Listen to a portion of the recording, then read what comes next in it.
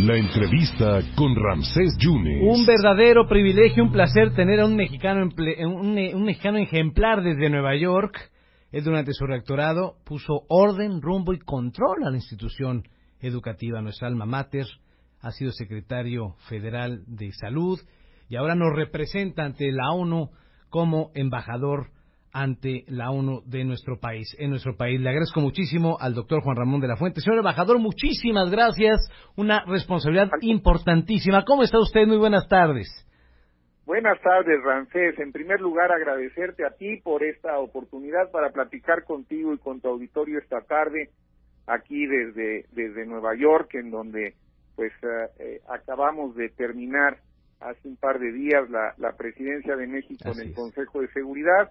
Y ahora continuamos de todas formas como miembros de este consejo durante todo el mes de diciembre y todo el próximo año. Así que aquí estamos, Ramsés, con una agenda nutrida, pero tratando de darle espacio a las prioridades de México y de contribuir en la medida de nuestras posibilidades también a fortalecer la paz y la seguridad internacionales, que son los objetivos fundamentales del Consejo de Seguridad de la ONU, que es pues el organismo más emblemático de todo el sistema de Naciones Unidas, porque es pues donde llegan los asuntos más complicados. Claro. Esa es la realidad. Y a tus órdenes para aclararle o comentarle a tu auditorio aquellos puntos que consideras tú que pueden ser de particular interés. Señor embajador, 15 productos, 4 resoluciones, hablar, tener asambleas, tener acuerdo, que no es lo mismo tener acuerdos privados que hacer acuerdos en lo oscurito.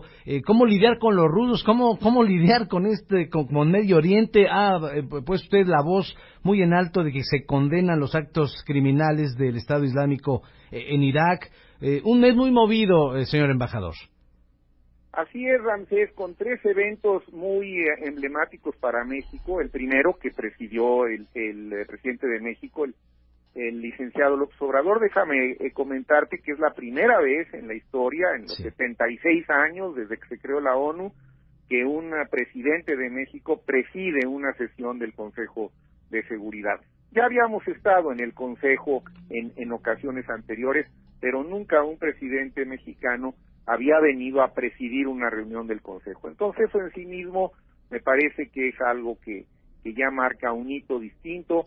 El tema que abordó también generó polémica, yo diría que bienvenida, ese tipo de polémicas siempre nutren y revitalizan a los cuerpos colegiados, y en general tuvo una muy buena acogida el hecho de que se volteara a ver cómo posibles detonantes que afectan la paz y la seguridad internacionales a problemas internos de los países o de las regiones, como pueden ser la desigualdad, la marginación, la corrupción, sobre todo en el contexto de la pospandemia. A ver, la pandemia nos ha dejado, de acuerdo a datos oficiales, por lo menos en pobreza extrema a otros 125 millones de personas, es decir, en el mundo, ¿no?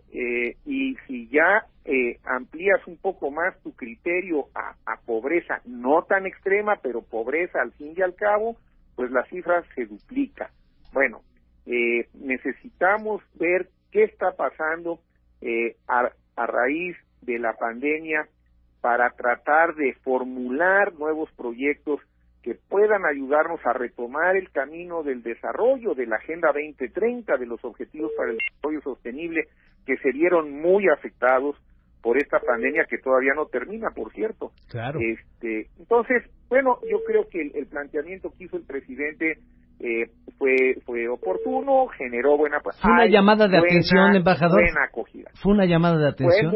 Sí, y lo hizo como él lo hace, de manera directa y con el secretario general junto. Claro. Y el secretario general, el señor Guterres, Antonio Guterres, que es un gran líder, él fue primer ministro de Portugal, es un hombre progresista, viene de las filas de la socialdemocracia europea. La verdad es que dio muy bien el planteamiento del presidente López Obrador. Dijo, bueno, pues de eso se trata, hay que darle una sacudida a la ONU, porque ya nos dimos cuenta con la pandemia que pues no reaccionó lo bien que todos hubiéramos querido, generó buenas propuestas, pero faltó financiamiento. Ahí tenemos el grave problema de la vacuna, por ejemplo.